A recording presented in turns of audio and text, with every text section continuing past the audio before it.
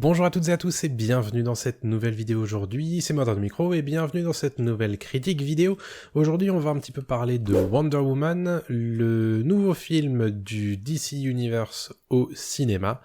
Et bien sûr c'est très attendu puisque Man of Steel avait été un petit peu décrié, Batman v Superman a très été critiqué, et alors je vous parle même pas de Suicide Squad.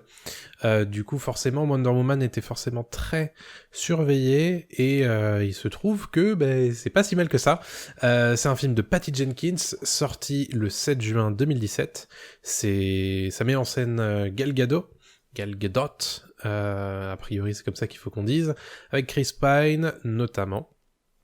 Et au niveau du scénario, ça met en scène la princesse Diana, qui est héritière de Themyscira, et qui se retrouve en fait embringuée dans le conflit global qui est la Première Guerre mondiale, et elle va devoir donc sortir de ce paradis qui est le royaume des Amazones pour assumer ou endosser le rôle de protectrice de l'humanité, qui était jadis le rôle des Amazones. Donc voilà à peu près le contexte scénaristique de ce film. Whoever you are in more danger than you think. Alors tout d'abord, c'est un film de super-héros, on va dire un peu classique, puisqu'il reprend le format très connu de l'origin story.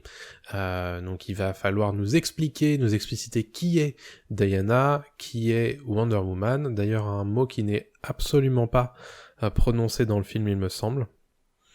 Donc on se réfère à elle comme Diana.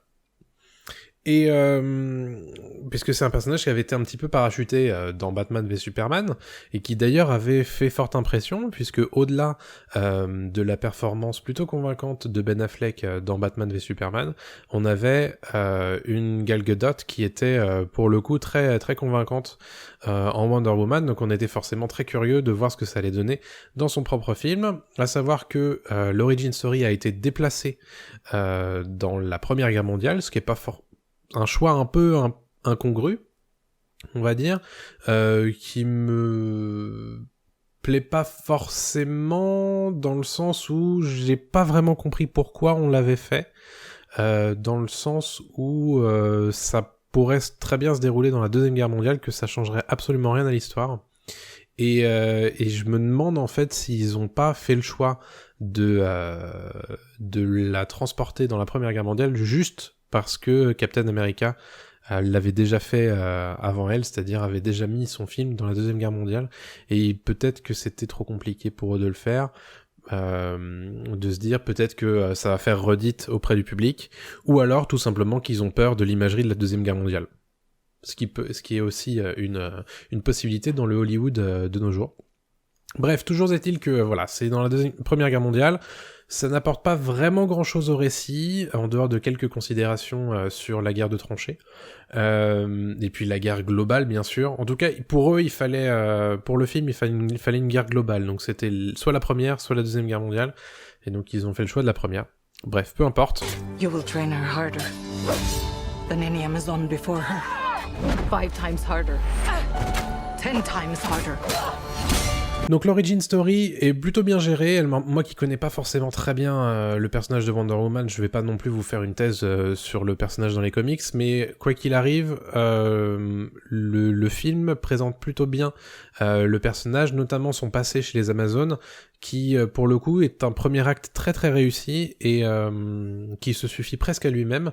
Moi c'est la réflexion que je me suis faite en sortant du film, j'aurais presque aimé en voir un peu plus. Et c'est intéressant parce que là où on découvrait dans Batman v Superman un personnage assez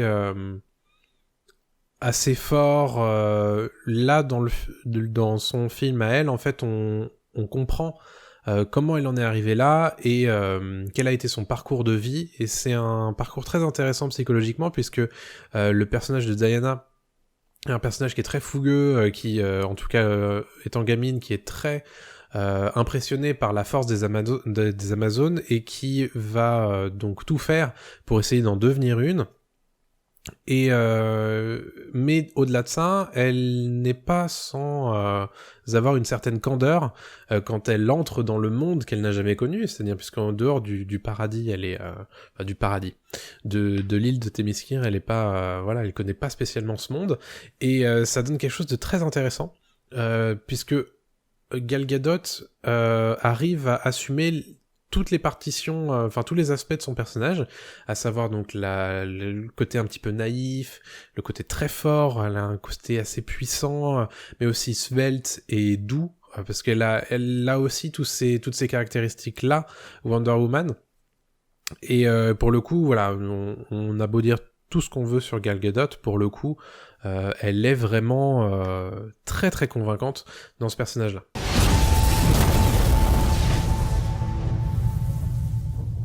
But she must never know the truth about what she is. Je reviens un petit peu sur l'aspect un peu candide du personnage de Diana. C'est intéressant parce que ça donne lieu à des moments d'humour, des moments de relâchement dans le récit qui sont plutôt bien réussis, là où pour le coup dans les anciens films d'ici, soit il y en avait pas ou très très peu, soit c'était raté.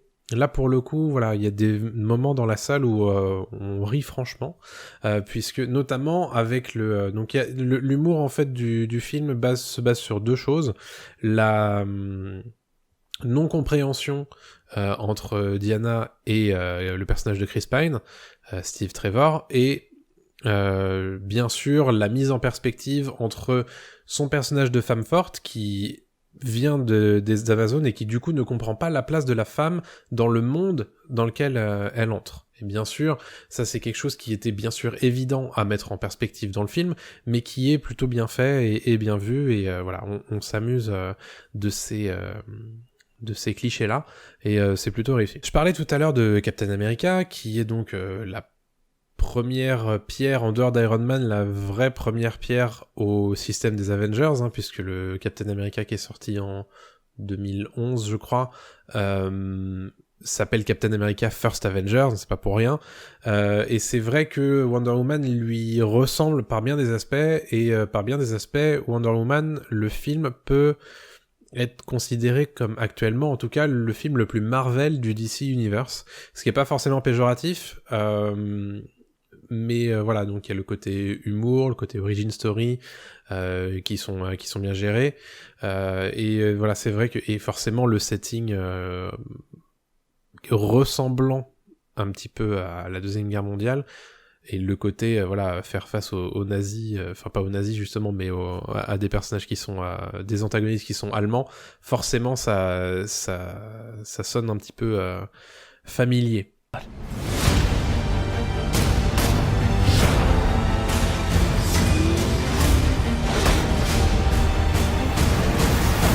Bien sûr, on peut pas parler de film de super-héros sans évoquer ses combats. En tout cas, Wonder Woman délivre pas mal de scènes de combat de ce genre-là, et forcément, il faut en parler. Alors, je reviens encore une fois sur le premier acte, qui pour moi est très très réussi. Il y a des scènes de combat qui sont assez virevoltantes, c'est assez intéressant de voir comment ils ont chorégraphié les combats des Amazones, et notamment dans leur... Bon, je vais m'arrêter là. J'ai pas envie de spoiler, mais voilà. Donc combat très très dynamique. Il y a une vraie énergie qui se dégage de ces scènes de combat. Peut-être parfois un peu trop. J'ai eu plusieurs fois le cas dans la salle, qui était pleine à craquer d'ailleurs quand j'y suis allé mercredi. Des gens qui se riaient un petit peu du too much de ce qui se passait devant nous. Mais bon. Voilà, de la même manière qu'ils pourraient rire de l'extravagance d'autres films de super-héros, c'est pas spécifique à Wonder Woman, mais c'est vrai que voilà, on case les cases du too much avec facilité dans ce film de Patty Jenkins.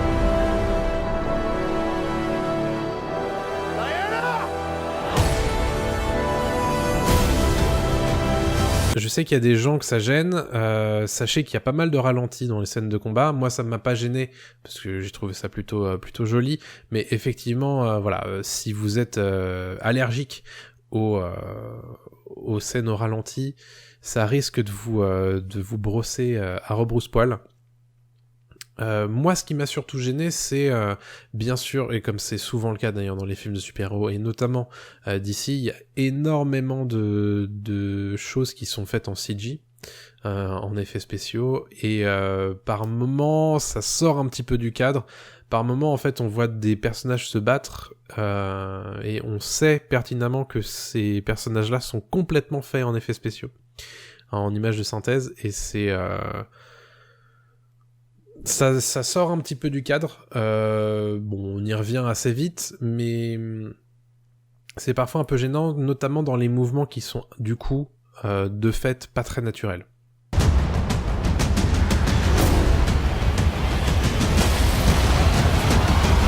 Alors certains plans ont un côté presque Snyderesque, dans le sens où ils sont très grandiloquents, ils sont très impressionnant, c'est pas forcément un reproche, parce que Snyder a aussi cette qualité-là d'être capable de créer des plans, et c'est parfois d'ailleurs ce qui lui est reproché, c'est-à-dire de créer des plans plus que des véritables situations.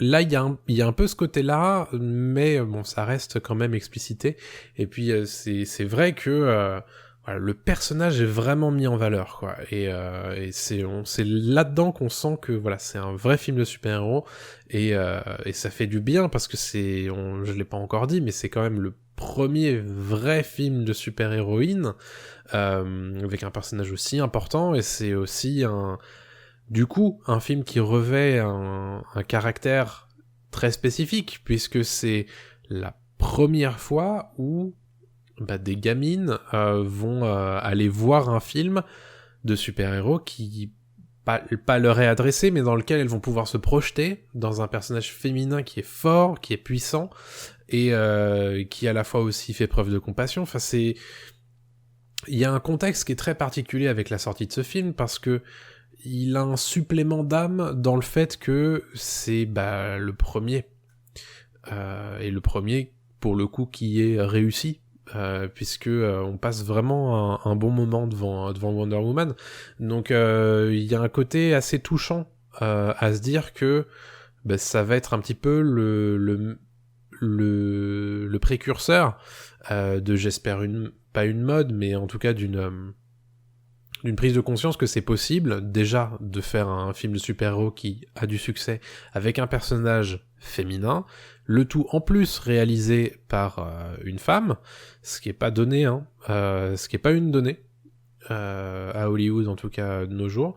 Donc c'est voilà, il y a au-delà de ce qui se passe dans la salle, il y a aussi tout ce truc-là qui rumine forcément dans la tête, et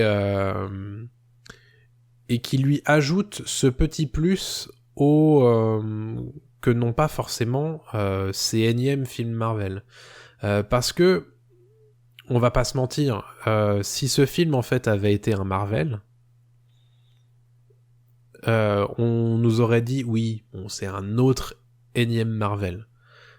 Si ça avait été encore un personnage de plus, masculin, il aurait rien véritablement à ajouter de plus à la choucroute que ça, quoi.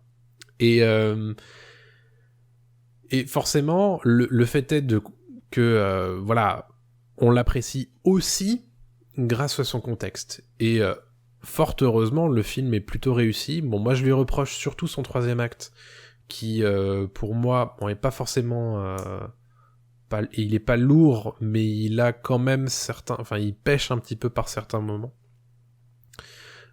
Pour moi, le premier acte est super réussi, le deuxième acte bat un peu de l'aile en termes de rythme, et le troisième acte est un peu trop. Il en a un petit peu de trop.